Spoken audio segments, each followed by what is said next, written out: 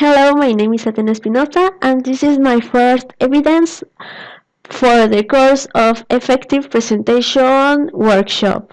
And I will talking about what's the secret for a successful presentation.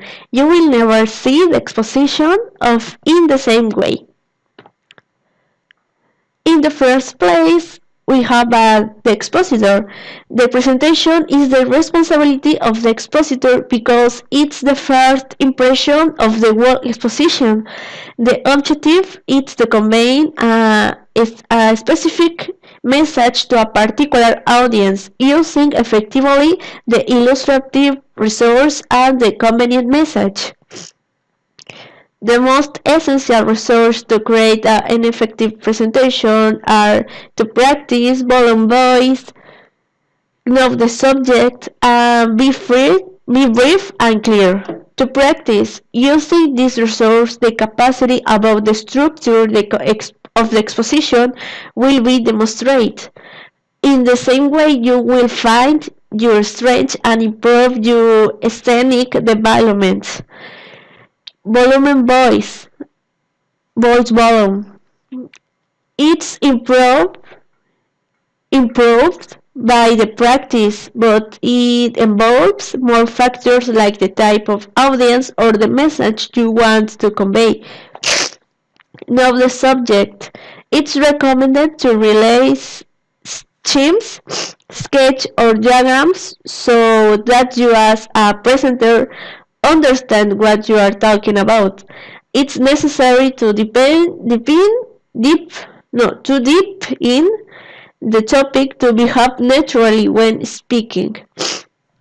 Be brief and clear. You will use determinate language and the necessary time depending on the kind of audience. Now is the turn of types of presentation. The expositor must know and apply them. According to your product, brand, or advertising, you will need the correct type of presentation. Since you don't present an energy drive in the same way that a house, for example, thus you will capture the attention of the people without dying in the attempt. It is also important to note that you can combine different types of presentation into one, and that some can serve more than one purpose. The most important thing then is to have a very clear idea of what is you want to deliver. Be clear on what your goals are, not only in theoretical or practical content, but also of the objectives you can achieve. In the third place, we have the communication. The communication during the beginning, we talk about being brief and clear.